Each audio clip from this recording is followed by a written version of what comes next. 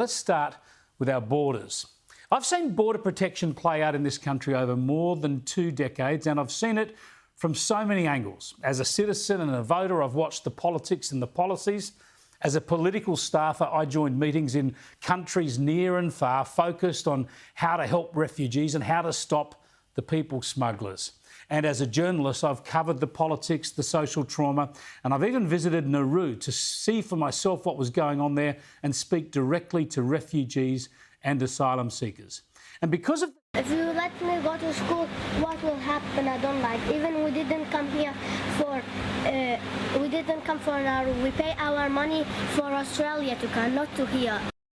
Yeah, I wonder where that little girl is now. And because of the deaths, the tragedy, the trauma of people wasting years of their lives in detention, and because of the idiotic, ideological and ignorant virtue signalling of the Green Left on this issue, it's one I feel so strongly about.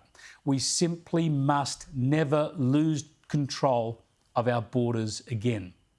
If Labor did what it did last time, we'll see 50,000 people again suffer in detention, hundreds of people die at sea, thousands of genuine and broke refugees pushed further back in the queue, billions of dollars wasted, and people again lose faith in our immigration system. This would be the worst possible outcome. It needs to be prevented at almost any cost. Yet right now, we're hearing the same things from the same people, the same moral superiority and sanctimony, the same cliches about strong borders with compassion, the same willful ignorance we saw back in 2008 when Labor last went down this path. Labor, the Greens, the Teals, the ABC, none of them sound like they have learned a thing. What we've seen this week, after the government said nearly 20,000 people on temporary protection visas who'd come here on illegal people smuggling voyages, well, once it said these people could now stay and get welfare and get citizenship and bring out their families, all we got was smiles and self-congratulation from the Green Left.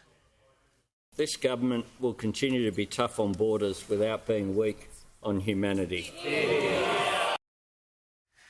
Then later, of course, presented with sober warnings from people who know the score, like opposition leader Peter Dutton, warnings about the risk that this would put the sugar back on the table, that people smugglers would use this decision to market their evil trade again. Well, this was dismissed as a fear campaign. I do congratulate the government for moving away from the politics of fear. We have been in the grip of that in this country for so long. So from that perspective, this is an optimistic step. Yeah, the Teals are as Green Left and as gormless as they get.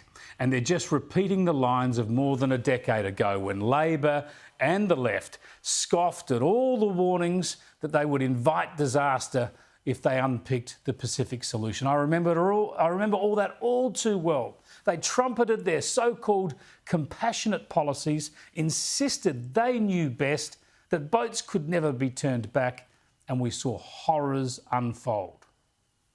This was the refugee boat just seconds before it was swamped by huge waves. It was terrifying to watch, and there was nothing we can do.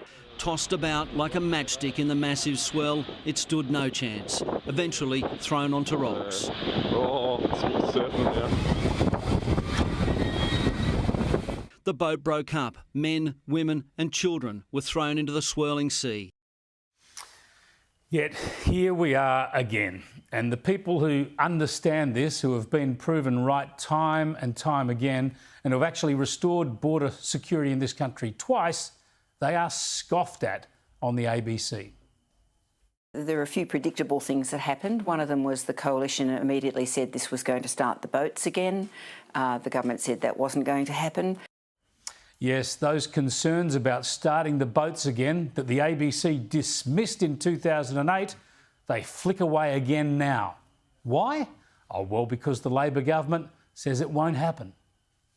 So just on that, in terms of the politics, it was such a part of our life, of the political debate for so long. The boats, obviously the slogans about the boats, do they still resonate or is that dead?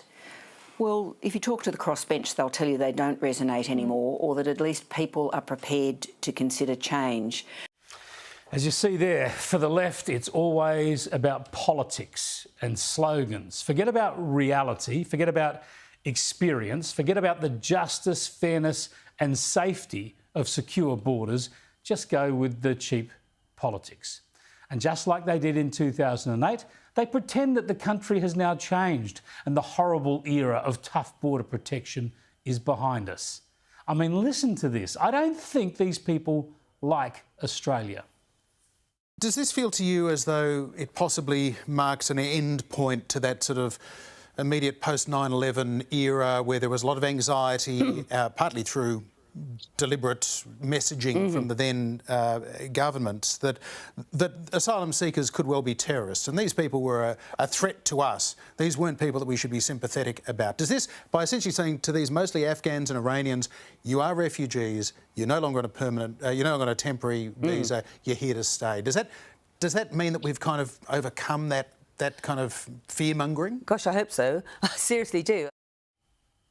Really? We pay for this tosh at the ABC. Never mind that people who came here as refugees have been involved in terrorist crimes in this country. The point is that this has never been a major argument. Australians have not been motivated by fear on this issue. It's always been about fairness, the integrity of our migration system and the protection of our borders. It's hard-nosed common sense, not fear. But you see, the ABC and the left, they think very poorly of Australians, don't they? They think mainstream Australians are racist. They told us that again at Alice Springs just the other week. And they think people also are not very bright. They're able to be manipulated by evil politicians into being fearful or even hateful towards refugees. This pathetic disdain for Australians influences everything they say and do on this issue. Look at this comment on Instagram about my warnings on this program the other night. It's all about dog whistling, apparently. That's the hatred and the silliness of the left. Never mind history, never mind reality, never mind the facts. Just pretend this is all about how you are morally superior to your fellow Australians who you demonise for talking sense. Well, the thing is, the lie has been put to all of this by the government's own actions.